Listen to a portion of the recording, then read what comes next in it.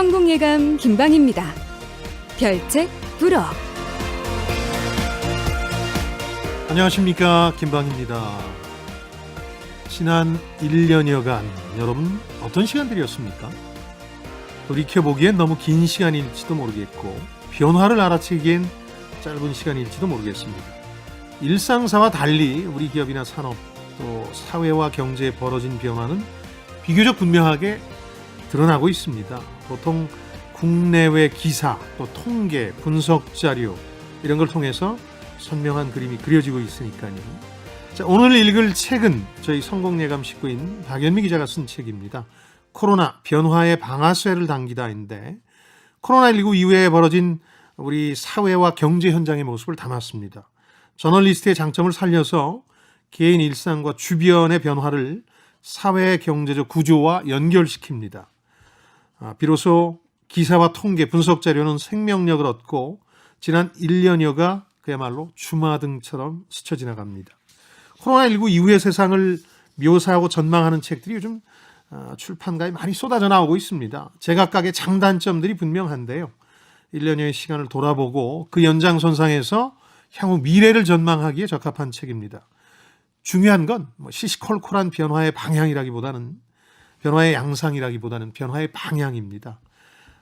그리고 그 방향으로 향하는 속도는 여러분이 상상하는 것보다는 훨씬 더 빠를 겁니다. 마치 총알의 속도가 초속 900m로 우리가 듣거나 볼 때는 너무 늦어버린 것처럼 변화도 마찬가지죠. 그러기에 1년을 잘 정리해서 앞으로 변화의 방향과 속도를 알아둘 필요가 있겠습니다. 자, 성공을 예감하는 지적 모험, 성공예감 별책 프로 지금 시작하겠습니다.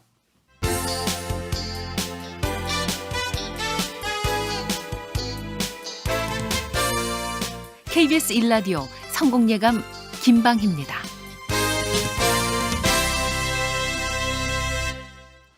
자, 안녕하십니까. 별책 부록의 책 읽어주는 남자 김방희입니다. 광명수 씨는 실제로 저희 청취자분들께 별님이로 통하고 있다고요? 감사합니다. 저도 몇 번 문자를 받았는데. 네. 그래서 제가 매주 별책 부록에서 별로 스스로 밀고 있지 않습니까? 네, 별님이. 네. 별책 부록의 별 광명수입니다. 반갑습니다.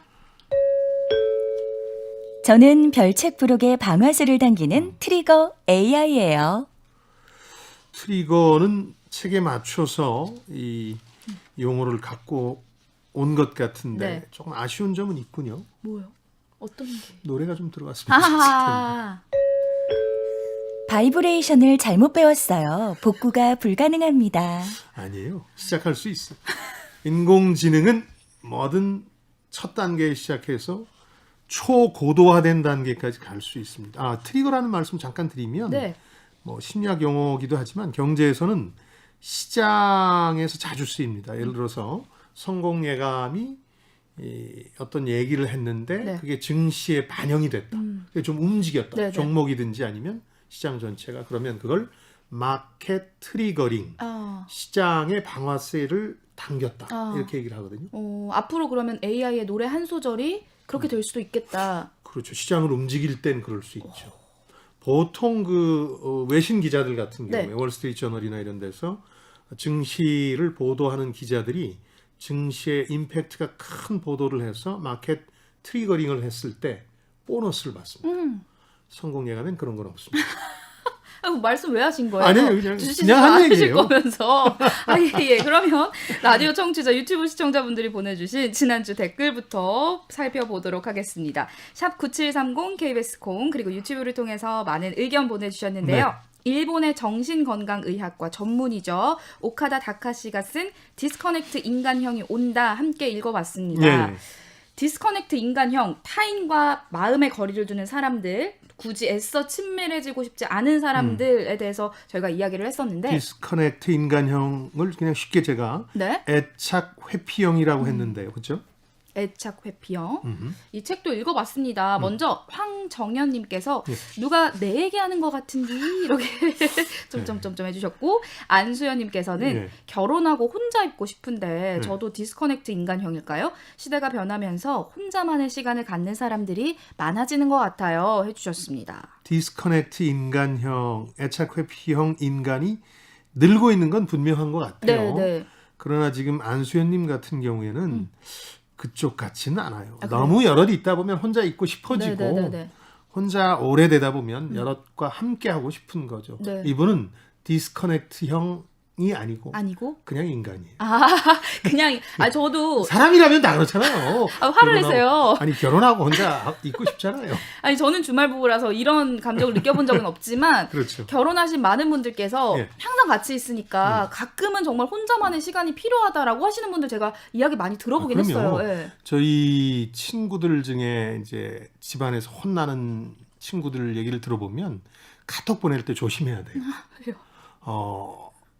아내 배우자가 네네. 외출한다고 좋아하는 내용을 친구한테 보낸다는 게 그만 큰일 납니다. 네, 큰일 납니다. 예. 조심하셔야 됩니다. 디스커넥트 인간형은 아닐 수도 있겠다라는 네. 말씀을 해주셨고 특히 요즘 세태에 대해서도 많은 의견을 음. 보내주셨어요. 또리또리행님 지금 젊은 세대들 말이 나만 믿고 산다 주의더라고요 해주셨고 김영래님 요즘 세대들은 서로를 책임지기에 부담스러워서 결혼을 꺼리는 것 같습니다. 부동산과 교육 문제도 걱정이고요 해주셨네요. 아주 믿을 건 나밖에 없다 이런 인식이 확산되고 있고요. 일본이 조금 더 앞서갈 뿐 우리도 분명한 추세긴 합니다. 네. 그리고 이선화님, 인류의 삶에 기업이 존재하면서 참 인간의 모습이 깨지고 성과와 능력 위주로만 간다면 삶이 참으로 차갑게 느껴지겠죠. 저는 사람들과의 만남을 좋아하는데 살벌해서 슬퍼질 것 같아요. 해주셨고 이중우님, 인구수에 의존하는 성장 모델은 지속 가능하지 않습니다. 개개인의 최적화를 통한 성장 모델로 전환해야 합니다. 라는 의견도 보내주셨네요. 이중훈님 말씀도 맞습니다만 이런 어떤 구조, 패러다임이라는 것이 바뀌는 게 쉽지 않은 거죠. 예를 들어서 우리가 읽었던 디스커넥트 인간형이 온다에서는 앞으로 미래를 이제 많이 전망해 주셨는데 실제로 그렇게 되느냐는 또 별개의 문제이기도 네. 하고 그걸 벗어나기 위해서 다양한 노력을 하겠죠. 그래서 늘 인류 역사는 도전과 대응의 역사였는데 디스커넥트형 인간이 늘 때 과연 우리 사회가 어떻게 바뀔 거냐 상당히 흥미로운 포인트죠. 네. 그리고 김창환님, 특히 인터넷 세상에서 타인의 존재를 중요하게 인식하지 못하지만 노후의 인간상을 그려보세요. 어떤 사회가 될지 인간 평균 수명은 증가하고 있다고요. 해주셨고 3288번님, 우리는 알게 모르게 조금씩 디스커넥트 인간형으로 가고 있는 것 같아요. 그렇지만 가능한 한 느리게 공감하는 인간형으로 갈 수 있도록 우리 모두 힘을 합해서 노력해야겠어요. 따뜻한 사회로요. 라고 해주셨네요. 그렇죠. 그래서 공동체 정신, 공동체 민주주의와 자본주의. 그러니까 민주주의의 단점도 트럼프 시대를 통해서 우리가 간접 경험을 했고 자본주의의 약점도 몇 차례 외환 위기나 글로벌 금융 위기를 통해서 경험해서 그걸 극복할 대안이 있어야 되는데, 그러니까 거기에 접목시킬 대안이 이제 공동체 정신인 건데요. 그나저나 저는 그 책 읽고 나서 어떤 부작용이 생겼냐면 저 사람은 디스커넥트 형일까 아닌가 모든 잣대를 그걸로 이제 삼아서 네. 지켜봤는데 네. 결국 내가 디스커넥트 형 인간이 아닐까 하는 생각이 들더라고요. 아니실 겁니다. 예. 네.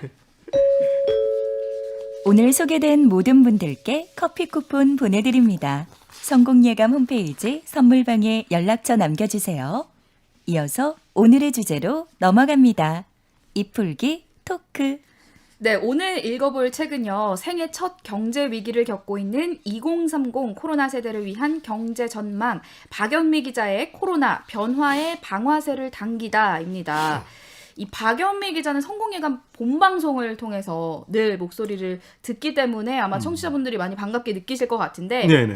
코로나19가 발생한 지 1년여를 맞아서 쓴 책입니다. 워낙 코로나 이후의 변화를 다룬 책들이 많았는데 박 기자는 굳이 총의 비유를 들었거든요. 그렇죠. 트리거, 방아쇠를 당기다. 아까 AI가 그래서 그 트리거라는 단어를 쓰셨겠지만 네. 아닙니다. 이 기계에 대해서 존칭어를 쓴 건 주의해 주세요. 썼겠지만 예.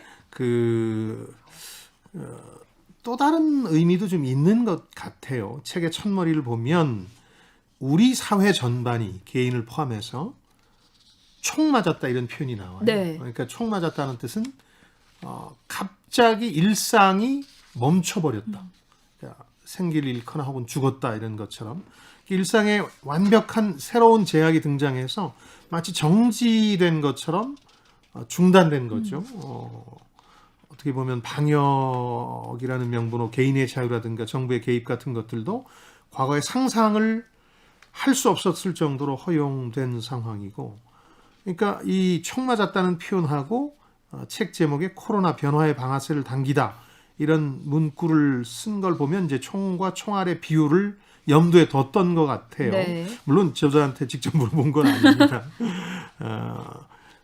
총 맞았죠, 우리가. 근데 이제 저는 그 비유에서 한 가지 더 이끌어내자고 그러면 총알의 속도라는 거죠.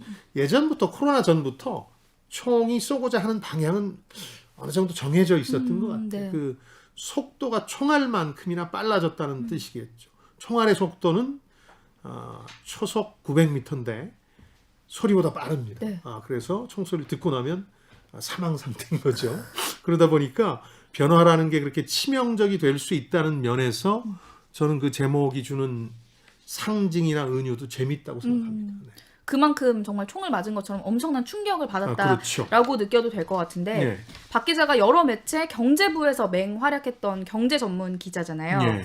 이 저널리스트로서의 장점을 살린 책이다라고 말씀을 해주셨는데 네. 저널리스트 저자의 책, 이 장점과 단점이 있다면 어떤 걸 꼽아볼 수 있을까요? 명백한 장점이 있습니다. 그러니까 예를 들어서 정부 혹은 어떤 기업이 보도자료라는 걸 냅니다. 그러면 그걸 그대로 옮겨 쓰면 좋은 기사가 될 것 같지만 그렇지 않아요. 어떤 건 이해관계 때문에 하는 주장일 수도 있고, 혹은 어떤 건 너무 산만한 자료일 수도 있고, 네. 거기에 생명력을 불어넣는 건 이제 기자들의 몫이죠. 그래서 대중이 흥미와 관심을 갖도록 만드는 건데요. 정보 제공자로서는 우리가 원하는 건 그게 아니고 이걸 좀 돋보이게 해줬으면 좋겠네, 이런 불만이 있을 수 있겠지만 사실은 저널리스트라는 존재가 있기 때문에 어떤 그 자료, 통계, 정보에 호흡을 불어넣을 수 있게 되는 거죠.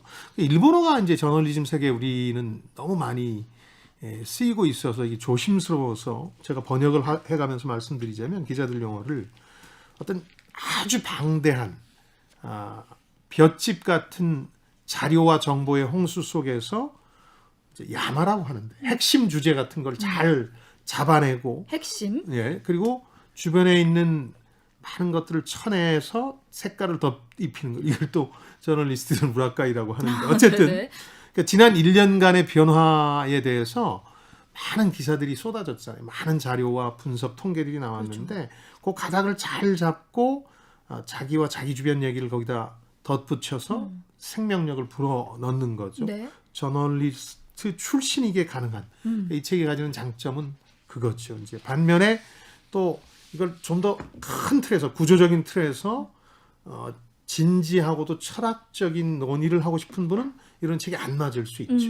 자료나 정보, 통계들이 많이 동원되기 네네. 때문에 그런 분들은 또 다른 부류의 포스트 코로나 관련 서적을 읽으면 돼요. 그러니까 책을 고를 때도 내 지금의 목적이나 내 취향과 이게 맞느냐, 이걸 잘 판단하셔야 돼요. 저자를 살펴보는 것도 그러면 중요한 저자와 방법이 되겠네요. 저술한 방식 이런 네. 것들 봐야죠. 몸풀기, 입풀기를 마쳤으니 이제부턴 심화학습으로 넘어가겠습니다. 오늘의 책, 코로나, 변화의 방아쇠를 당기다. 이것이 궁금하다. 키워드를 뽑아볼게요.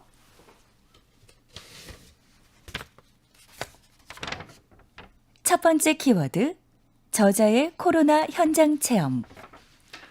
1, 2장에 걸쳐서 이제 1년여의 코로나 얘기를, 본인 얘기를 중심으로 해서 먼저 풀어내는데요. 네. 우리 광명수 씨는 지난 1년간이 어땠습니까? 비슷했습니까? 저는 사실 집콕 스타일이어서 원래도 집콕인데 강제로도 집콕이니까 사실 일상의 변화는 크게 없었는데, 사실 책 읽으면서 이 박 기자님이 얼마나 힘들었을지가 다 녹아내려져 있더라고요. 엄마로서, 일하는 엄마로서의 느낌이 간접 체험하니까 정말 다른 사람들이 힘든 1년을 보냈구나라는 걸 제가 간접적으로 체험을 할 수 있었어요. 그러니까 맞벌이 부부의 육아맘이고, 네. 또 이 일이라는 게 어느 장소에 가서 몇 시간을 일하면 되는 게 아니라 여러 방송사들을 이제 돌아다녀야 그렇죠. 되는 거니까 참 부지런한 분이죠. 그래서 네. 제가 가끔 놀릴 때 경제 저널리즘계의 장윤정이다. 행사 많이 뛰시는 네네네. 뭐 그런 분, 여기저기 많이 다니시는. 예, 얼마나 또 고생을 하신다는 얘기겠습니까? 저희 본 방송을 열심히 들으신 분들은 우리 박연미 기자 아드님이 같이 출연했다는 것도 아실 텐데 그만큼 힘들었던 거예요. 네. 그 얘기들이 그대로 나오는데 맞아요. 돌봐줄 사람이 없으니까 맞습니다. 아이를 데리고 다닌 거죠. 학교를 몇 번 못 갔으니까 돌봄 서비스가 필요했는데 이것 때문에 어려움을 겪었는데 교육 뭐 그것뿐만 아니라 의료계 갈등 얘기도 있고 배달 음식 많이 시켜 먹으면서 쓰레기 늘어난 그렇죠. 얘기들 그걸 이제 자기 얘기를 통해서 하니까 훨씬 더 실감나게 네네. 받아들이게 되는 거죠. 그러면서 바뀌는 변화, 마스크 패션, 집콕놀이, 그래서 스포츠나 콘서트 뭐 이런 것들도 다 집에서 보면서 이른바 방구석 일열. 저는 이거 몇 달 전까지도 무슨 얘기인지 몰랐어요. 텔레비전 프로그램 제목도 있던데 네네네. 방구석 일열에서 뭘 뜻하는지 몰라서 한참 생각했던 적이 네. 있는데 제가 그렇게 둔합니다. 이런 것들에 대해서 쭉 다루는데요. 그러니까 그 변화라는 것들이 사실 뭐 슬금슬금 어떻게 보면 다가오던 건데 코로나 때문에 말씀해 주신 것처럼 강제되니까 일순간에 폭발적으로 일어나니까 저자가 이걸 총에 맞았다는 표현을 할 정도로 그러니까 이분한테는 아픈 거잖아요. 권명수 씨는 그렇죠. 뭐 집콕놀이를 그냥 네. 이 책에 나오는 대로 계속 하셨던 분이니까 큰 변화를 못 느꼈을 수도 있는데 이렇게 고통으로 다가온 분들한테는 총에 맞았다는 네. 표현이 절실한 거죠. 저는 이전부터 방구석 일열을 이 문화로 즐기던 사람인데 소장님은 저랑은 좀 정반대 그렇죠. 스타일이신데 소장님은 어떠세요? 어떤 변화를 좀 느끼고 계세요? 라떼가 한번 돼보겠습니다. 방구석 일열 이런 표현을 저희 세대는 안 썼고요. 네네. 방구들장 무너지겠다 이런 거기서 뒹굴뒹굴해서 아하. 오히려 이해를 못 하시는군요. 뭐죠? 죄송합니다. 당황스럽네요. 아니, 저는 그런 스타일은 아니에요. 네네. 네. 그러니까 어떠셨어요? 좀 코로나 시대를 힘들었죠. 느끼면서. 예. 일도 일이지만 저는 뭐 다른 여러 가지 일들이 힘들었는데 그 다만 저 자신은 변화 자체를 즐겨요. 고통스러워도 그래도 뭐 즐겁지만 지루한 것보다 나은 거 아닌가 이렇게 네네네. 스스로를 위안하는 편이죠. 지금 변화를 말씀해 주셨는데 예. 굉장히 다양한 체험 또 사회적 변화가 제시가 되고 있어요. 그렇죠. 책에서도. 예. 근데 이런 트렌드에 좀 공통점들이 있을까요? 이걸 하나로 묶으면 챕터 1, 2장에 나오는 저자의 체험과 주변의 변화를 하나로 묶으면 우리가 오랫동안 얘기해왔던 말 그대로 비대면 그 뭐 초기에는 언택트라는 표현을 썼는데 이제 그런 표현을 쓰지 말자. 뭐 정확한 영어는 뭐 언택트는 이제 우리나라에서 좋아한 거고 저희 성공예감 게스트 중에 한 분이 좋아한 거지만 비대면 추세라고 봐야 되겠죠. 비대면 추세 뭐 원격 수업, 원격 공연, 뭐 온라인 스포츠 중계 혹은 뭐 그걸로 인해서 파생된 이슈들이죠. 배달이나 쓰레기는 비대면과는 관련 없지만 한 걸음 떨어져서 보면 왜 그렇게 배달을 많이 시켰나 집에 있어야 되니까 그렇죠. 그렇죠? 네. 그러다 보니까 같은 얘기들이고 그래서 비대면 추세고 이게 혁명적인 변화에서도 아마 거의 핵심적인 변화라고 볼 수 있겠죠. 네.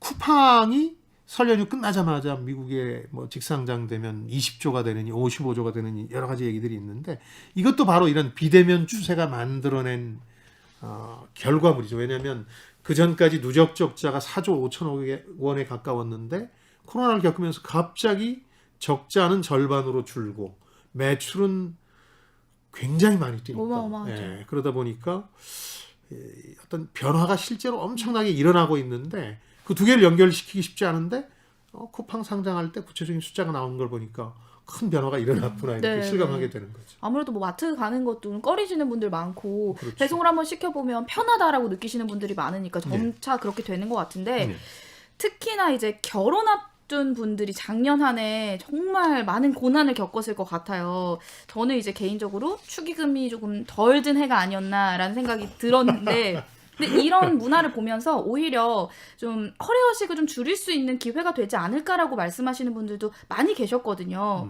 근데 이런 것처럼 사실은 허례허식이라는 건 안 좋은 거잖아요. 그럼요. 네, 그러니까 지금 생겨난 문화 중에 이 코로나 위기가 지나간다고 해도 이 문화만큼은 계속해서 살려나갔으면 좋겠다라는 문화가 있다면 어떤 게 있을까요? 큰 결혼식 문화, 뭐 큰 경조사 문화, 네. 그러니까 장례 문화 같은 거 네네네. 그건 좀 자제했으면 좋겠는데 그게 쉽지가 않아요.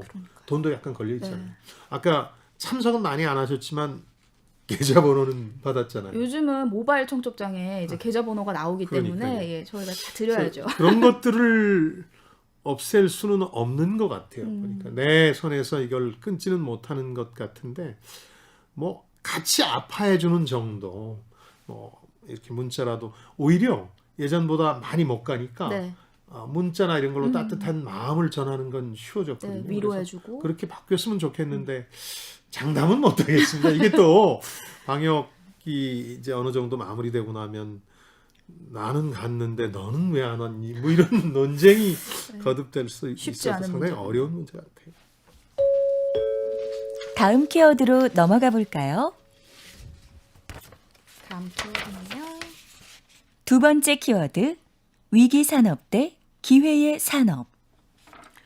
아까 쿠팡은 총을 맞았는데 좋은 총을 맞았던 거잖아요. 네. 박연미 기자는 총을 맞았는데 고통스러운 총을 맞았다면 마찬가지로 이걸 산업으로 넓혀도 위기가 된 분야도 있고 기회가 된 분야도 있다고 하고 이 얘기를 정리를 했는데 제가 한번 구분해 드릴 테니까 여러분들 생각하시는 거하고 비슷한지 한번 점검해 보시죠. 네. 우선 위기는 여행, 항공, 호텔, 면세점, 영화관. 그렇죠. 대부분 다 실감하거나 아니면 공감하실 내용들이고 그렇죠. 기회는 대형 TV, 태블릿.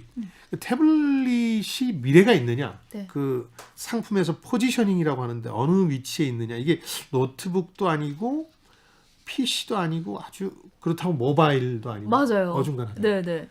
그래서 이게 죽었다고 믿는 사람도 많았는데 원격 수업이나 또 재택근무를 하면서 살아난 거예요. 태블릿이. 그래서 이런 것도 기회의 산업이었고 넷플릭스 같은 OTT 이른바 오버 더 탑이라고 해서 동영상 온라인 스트리밍 서비스 같은 것도 상당히 늘었고 저도 뭐 별책 프로에서 몇 차례 사생활을 밝혔습니다만 예전에는 안 하던 이 넷플릭스 같은 OTT를 통해서 한 서너 시간씩 이렇게 네. 이렇게 드라마를 보기도 바뀌더라니까요. 네.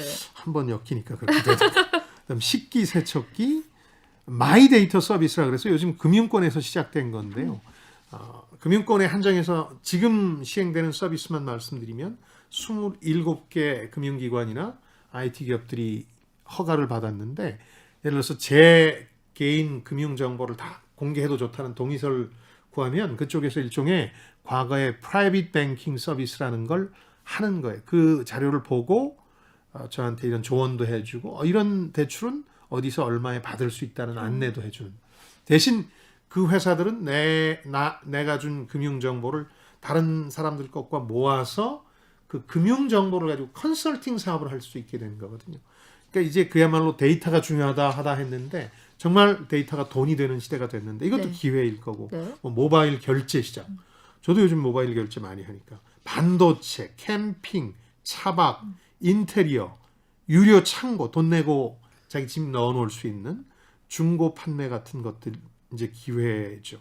세탁소가 굉장히 어렵다고 그랬거든요. 심지어는 초반에는 프랜차이즈 세탁소에 밀렸고 프랜차이즈 세탁소도 스타트업 기업 가운데 수거해가는 서비스에 밀려서 어렵다고 했는데 최근에 그 프랜차이즈 세탁소 중에 하나에서 옷 보관 서비스를 내놨더라고요. 철이 지났는데 뭐 겨울옷을 여름에 보관하고 있자니 너무 공간을 많이 차지하고 그쵸, 네. 추하기도 하니까 이걸 그냥 보관해 주는데 얼마를 내면 이런 것도 유료 창고 같은 것에 확장된 개념으로 볼 수 있게 중고 판매 같은 것들도 기회의 산업이죠. 네. 이렇게 코로나 시대를 겪으면서 산업들이 위기의 산업이냐, 기회의 산업이냐 이렇게 갈리게 됐는데 갈리게 된 결정적인 차이가 뭐라고 생각하시나요?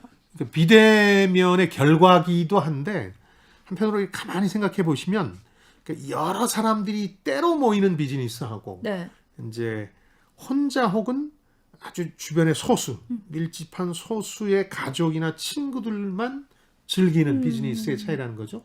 영화관, 뭐 여행, 네. 항공 다 그런 거잖아요. 그렇죠. 여러 사람이 때로 모인다는 표현은 좀 거부감이 있군요. 여러 사람이 모여서 공동의 활동을 하는 건 어려워진 대신에 이제 소수만 하는 활동으로 가고 있는 거죠. 저는 이걸 이제 본 방송에서는 뭐라고 말씀드렸냐면 1990년대 유행했던 코크닝 트렌드다 이렇게 얘기했거든요.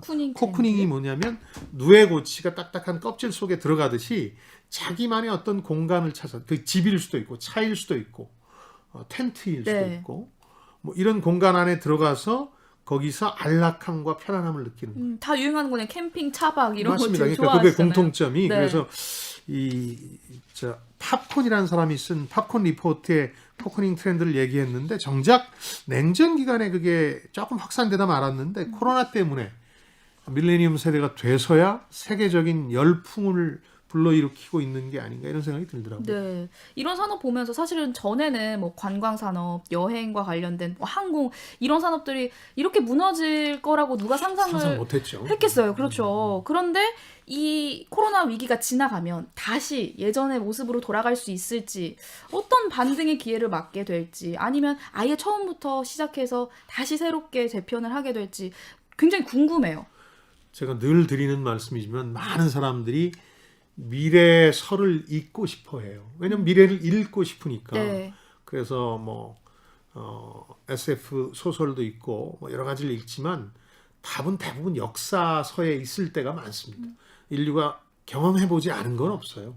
중세 패스트라는 건 지금보다 훨씬 더 심각한 상황이었잖아요. 무서웠죠. 유럽인의 4분의 1이 죽었으니까. 근데 그 당시에도 마지막에 어쩔 수 없이 국경 봉쇄 같은 걸 하거든요.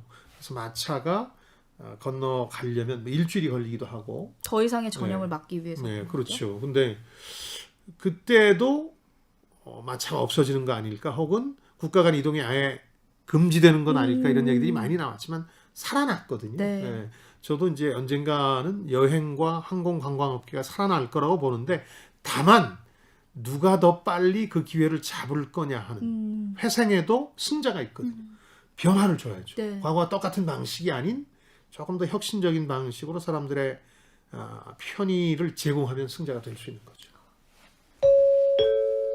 다음 키워드 뽑아볼게요. 다음 키워드는요? 세 번째 키워드, 세대별 디지털 변화 적응 추세.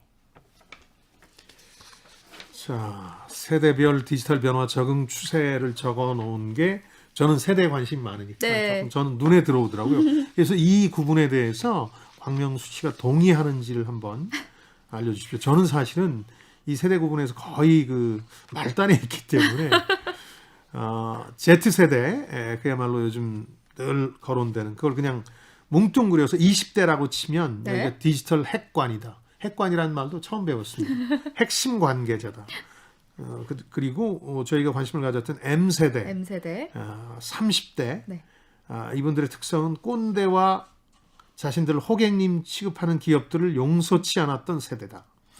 이분들 관심은 회사 일, 결혼, 육아, 증시와 부동산. 뭐 네, 이런 딱 것들. 제가 속해 있는 그렇죠. 집단이죠. 네. 네. 동학개미의 주역이다 이런 얘기 있었고 40대가 지금 X세대라고 그 이름이 붙은 건 도대체 정체를 알 수 없다. 블랙박스 같다 그래서 X라고 그래서 X세대라고 그랬는데 네.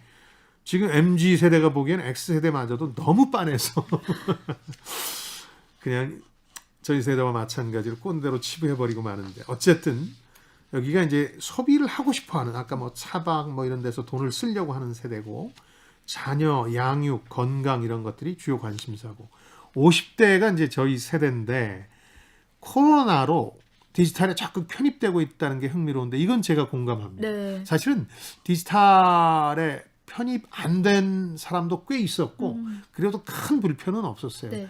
그러니까 디지털 뱅킹 정도, 모바일 뱅킹 정도만 하면 뭐 큰 어려움이 없었으니까. 근데 이제는 저 자신도 네. 믿기지 않는데 그 온라인에 들어가서 수차례 가격 점검을 해보고 어허. 비행기 표를 끊습니다. 네, 네. 고향에 가기 위해서. 그러니까 온라인에 강제 편입되고 있는 거죠. 안 하면 내가 불편하고 손해 보니까. 네. 저희 주변에서도 그래서 많이 하고 있고 예를 들어서 이런 것도 고민이죠. 친구가 위로를 건넨다고 무슨 카카오톡으로 선물을 보내요. 기간 만료돼서 돌아가는 게 엄청나게 많을 거예요. 최근엔 그걸 어떻게 받는지도 네. 배워가고 있는 거죠. 커피 한 지금까지 잔. 모르셨다는. 잘 몰라. 세상에나 그 쓰는 전에 것도 민망하고.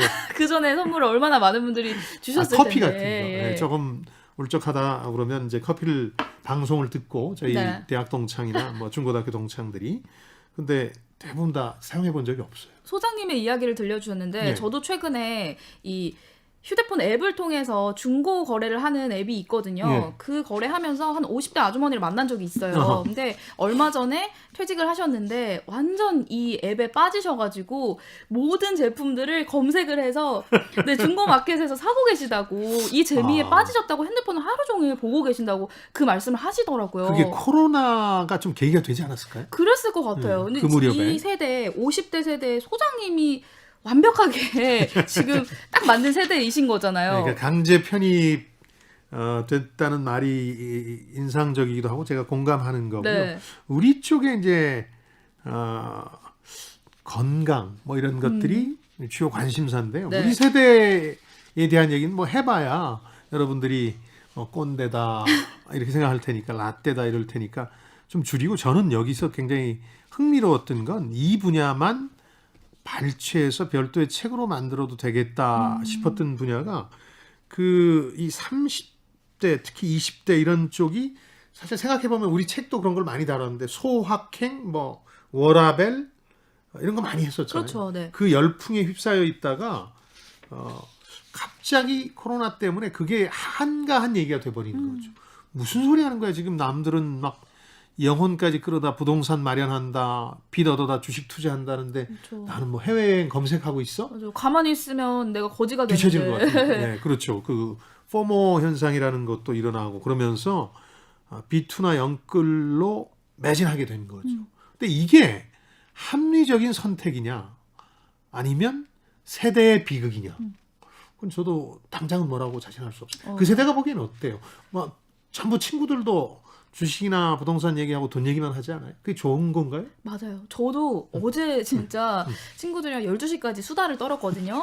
저희 집에 이제 사람이 없으니까 제가 예. 주말 보다 보니까 혼자 있잖아요. 그렇죠. 친구 2명이 와서 셋이서 수다를 떨었는데 지금 생각해서 보니까 12시까지 주식 얘기만 그렇다고 저희가 아이고, 주식을 해서 엄청나게 벌었다면 모르겠는데 정말 개미들이 3명의 개미들이 열심히 수다를 떨었던 기억이 있습니다. 그렇지. 근데 30대라고 해서 디지털에 막 특화가 됐다라고 하기도 좀 그런 게 네. 저는 처음 코로나로 이제 QR코드를 찍어야 입장이 가능하다고 했을 때 네. 굉장히 버벅거렸거든요. 아니 죄송한데 그건 저희 세대 얘기인데.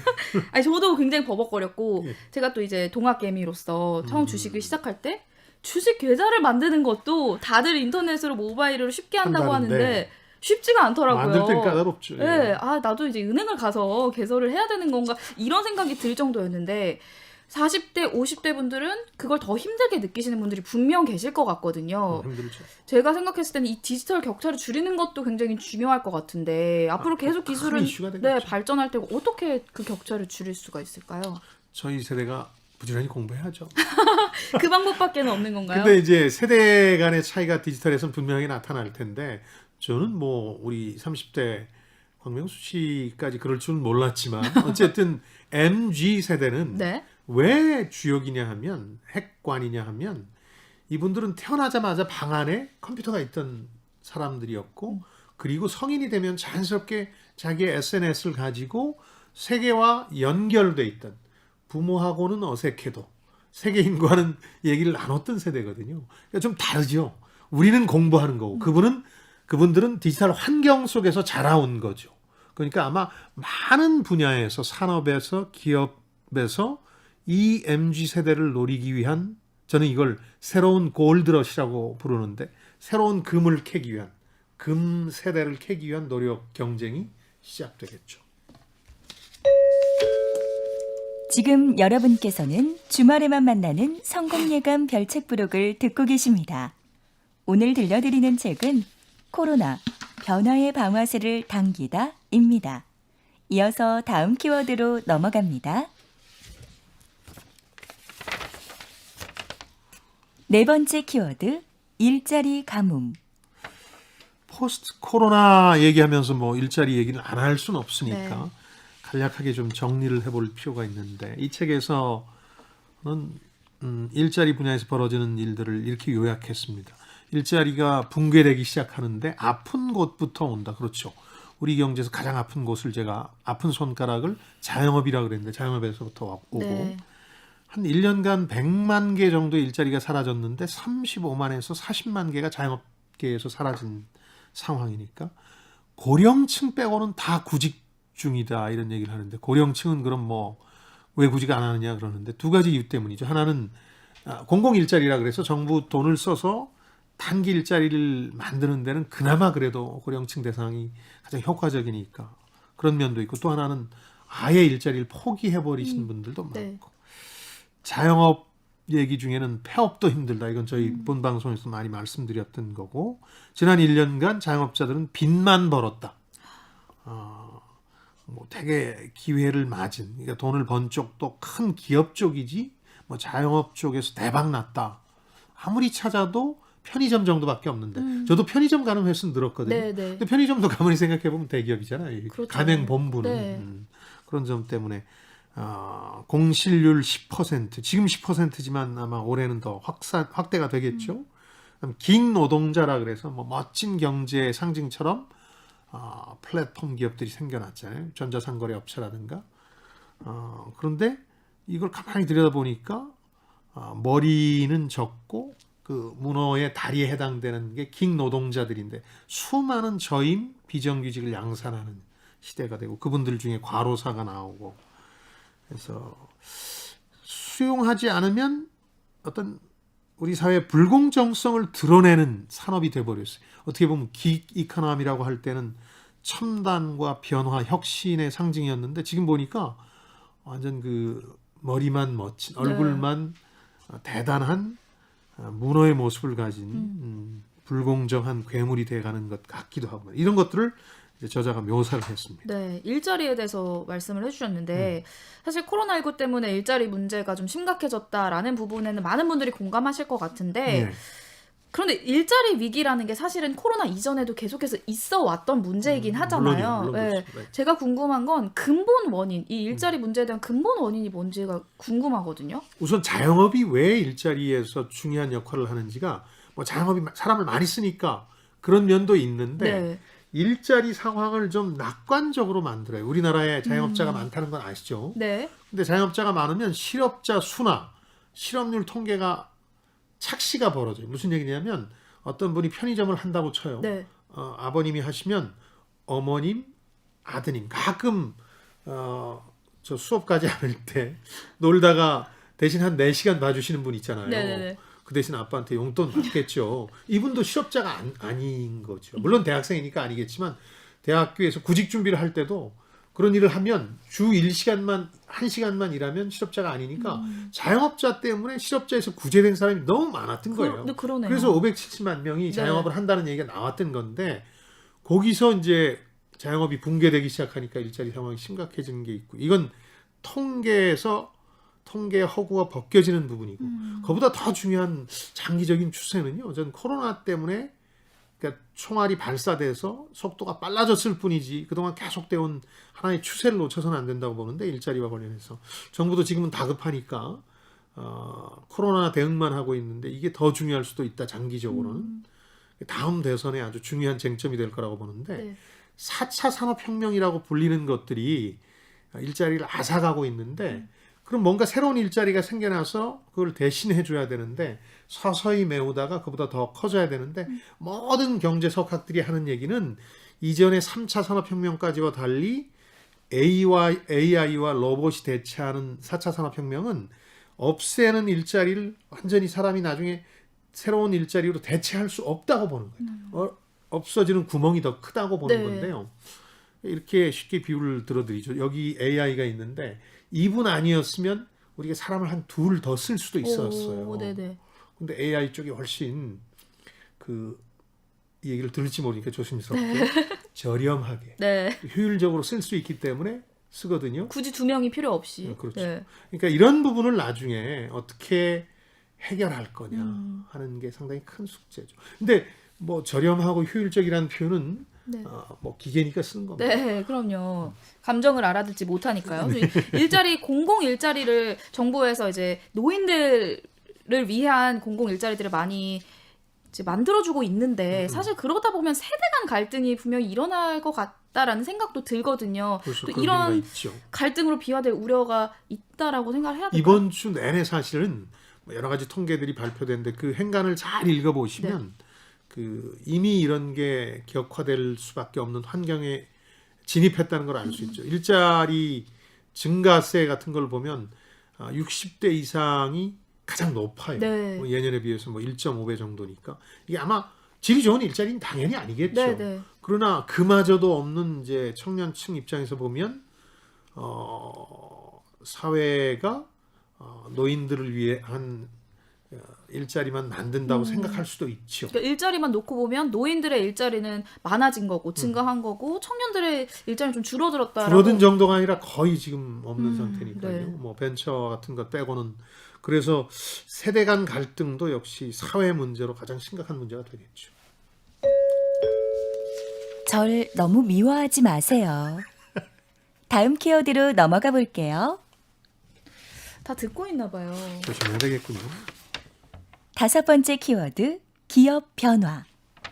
기업 쪽에서 벌어지는 변화, 뭐 우선 어떤 게 생각나세요? 재택근무가 가장 먼저 떠오르죠. 그 남구님은 재택근무 안 하세요? 네, 일주일 이렇게 아, 월수금 그렇게 화목 이렇게 네, 이렇게 합니다. 예. 좋아요? 아니면 왜 그러세요? 아, 안 네. 좋길 바라는 눈빛으로 아닙니다, 물어보시니까 아닙니다. 제가 대답을 그런 어떻게 뜻은 해야 아니고 될지. 이제 그런 변화를 저자 자신의 체험을 통해서 얘기하고 있기 때문에 네. 뭐 거실 출근이라고 맞아요. 표현했던데 그렇죠? 재택 근무가 일반화되는 거, 또 출장 없는 시대. 그러고 보니까 지난 1년간 출장 갔다는 사람 얘기를 오. 이게 조심해야 돼요. 예전엔 출장 갔다는 걸 핑계거리로 많이 썼거든요. 아우 나 출장 중인데 이랬는데 또 거짓말이라는 해외 게 출장은 아예 할 수도 뭐 없는 그렇죠. 상황이 된 네. 거고요. 비디오 채팅 앱이 이제 인기인 건 아실 테고 줌앤주머 얘기도 재미있습니다. 줌 사용자가 워낙 급격하게 늘다 보니까 우리나라 원격 교육 같은 것도 이 줌 프로그램 이용하는 경우가 많잖아요. 맞아요. 우리나라 프로그램 이용했으면 좋겠습니다만은 아직까지는 이쪽이 많은데 그러다 보니까 이 회사는 여러 가지 논란이 뭐 보안성 문제, 창업주의 국적 문제 논란이 있었음에도 불구하고 상장 1년 만에 100년 인류 기업이라는 IBM을 기업 가치 면에서 앞질렀거든요. 해외에 있던 공장들이 들어오는 리쇼어링, 또 혼밥, 회식의 종말 이런 것들도 네. 기업의 변화를 상징하는 것들이었죠. 회식 종말은 자영업자한테 직접적인 타격이 되기 네, 때문에 네, 그렇죠. 네. 이런 문화들이 이제 코로나가 종식이 됐다라고 하면 이렇게 완전히 없어져 버릴까요? 그건 저도 이제 확신할 수는 없는데 분명한 건 줄어들 겁니다. 기업 경영자인 제 친구들 얘기도 들어보면 네.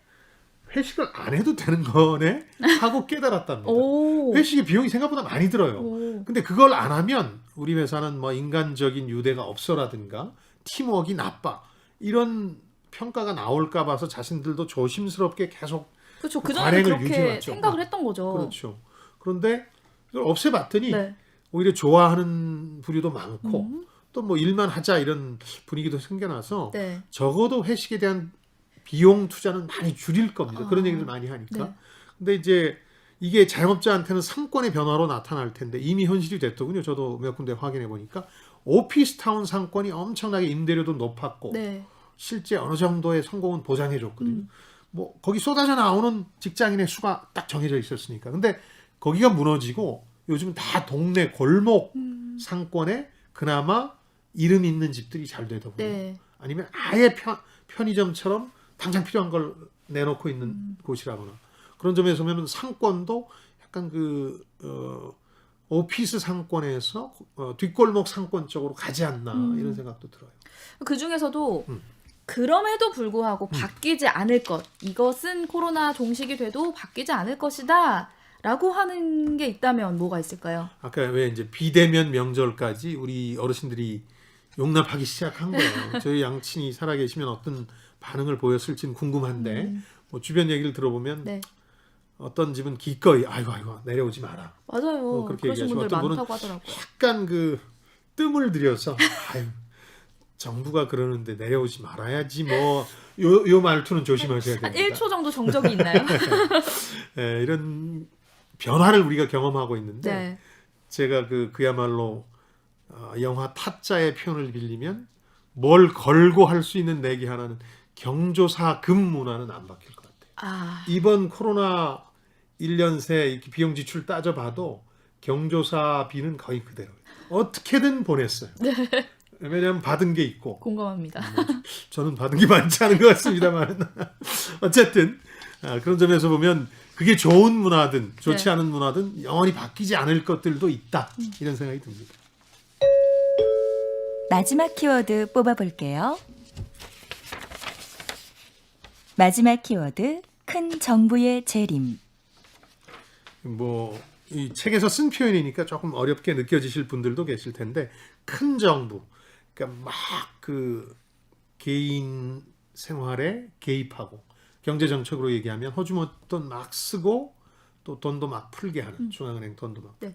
큰 정부에 대해서는 이걸 이데올로기 이념적으로 믿는 분이 있는가 하면 큰 정부 자체가 문제라고 믿는 사람들도 있어요. 그래서 미국에서도 큰 정부냐 작은 정부냐는 민주당, 공화당, 좌우 그리고 정치판을 늘 갈라놓는 소재인데 코로나19로 어쨌든 큰 정부가 필요하다는데 전 세계가 공감을 했어요. 네. 그 전부터 작은 정부의 문제점이 드러나긴 했죠. 그러니까 마음대로 한번 해봐.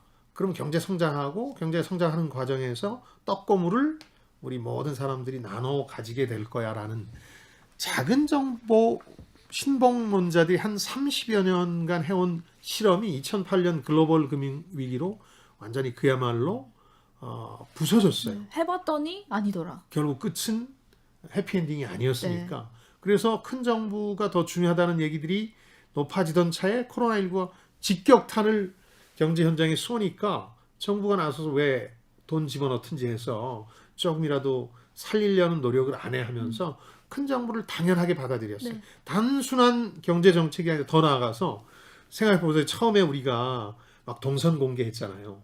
미국하고 유럽에서는 용납 못했어요. 그걸. 사생활이 이렇게 침해당하는데 가만히 있어 한국 사람들은 막 이런 얘기까지 했었잖아요. 근데 지금은 동선 공개까지는 아니요. 우리도 좀 절충을 했고 미국 유럽도 어느 정도 절충을 해서 국가가 개인의 생활에 많이 개입합니다. 이거 코드 다 찍게 하잖아요. 네, 맞아요. 그런 것들이 어떻게 보면 과거 같으면 뭐 빅브라더 얘기도 나올 테고 정부가 너무 개인들의 생활에 개입한다는 주장이 나올 수 있었는데 지금은 워낙 이런 상황이니까 큰 정부가 개입을 많이 하는 걸 자연스럽게 받아들이게 된 거죠. 뭐 5명 이상 모이지 마라. 심지어는 명절에 가지 마라. 그러니까요. 이거는 평상시였으면 상상할 수 없는 정부의 개입이지만 우리는 그걸 수용하고 있는 네네. 거죠. 그래서 큰 정부의 재림이라는 표현을 썼고 또 정치에서 벌어지고 있는 많은 변화들, SNS 정치 같은 거, 온라인 국회, 예를 들어서 진중권 씨가 요즘은 안 하지만 페이스북에 어떤 글을 올리면 그게 가지는 영향력이 대단하잖아요. 뭐 어느 쪽이든 간에. 그다음에 저자의 흥미로운 시각 중에 하나지만 한국판 종교개혁이 벌어지고 있는 양상도 묘사했어요. 신천지라든가 극우 개신교 쪽이 자신들의 색채를 드러내려고 하다가 오히려 국민들이 시각이 나빠지는 면이라든가 이런 것들, 실질적 통금 얘기도 나오고요. 경제적 타격 최소한 우리 방역이 그 OECD라는 선진국 클럽에 비해서 2개월에 앞서서 방역 강화에 앞장섰다는 부분들, 트럼프가 재선에 실패한 것도 역시 방역 실패 아니겠느냐, 아베 몰락, 유럽이 힘들어진 것들, 이런 것들이 다 어떤 코로나19와 당긴 방아쇠의 결과다. 우리 그러면서 2021년 경제 전망도 했는데 그거는 성공 예감이 전망했던 큰 틀과 이제 다르지는 않고요. 네. 이런 점들을 큰 정부의 재림이라는 주제로 다뤄냈습니다. 사랑받고 싶은 AI가 선정한 심쿵 한방. 오늘의 책 코로나 변화의 방아쇠를 당기다를 관통하는 핵심 구절 한방에 정리해드립니다. 이 모든 상실의 최대 공약수는 제한이다. 함께 모여 배우고 먹고 마시는 자유가 시스템으로 통제되고 있다. 민주화 이후 국가의 힘은 어느 때보다 강해졌고 방역이라는 명분은 개인에 대한 규제와 감시를 일상화했다. 각국은 오직 자국 중심으로 움직이며 백신 주권 앞에 패권국들이 각축을 벌인다. 개방과 교류로 일어섰던 세계는 다시 낯선 것들을 배척하며 익숙하고 검증된 것으로 시야를 좁혀간다. 확장되는 건 오직 온라인 세상뿐이다. 네. 한 가지 마지막으로 말씀드릴 게 코로나19가 막 시작되던 지난해 2월에 성공예감에서 코로나 이후에 대해서 포스트 코로나에 대해서 전망한 적이 있거든요. 좀 비교해 주시자면. 그렇죠. 네. 그걸 정리를 해드려야 될 것 네. 같은데 비슷해요. 전반적인 추세 한 5가지를 저희가 꼽았는데 네. 가족의 가치와 관련해서 처음부터 이제 찬반 논란이 가장 많았던 게 그거였는데 저는 가족의 가치를 다시 발견할 거라고 봤어요. 근데 이제 일부 초기에는 자꾸 집에 와 있으니까 서로 미워지더라.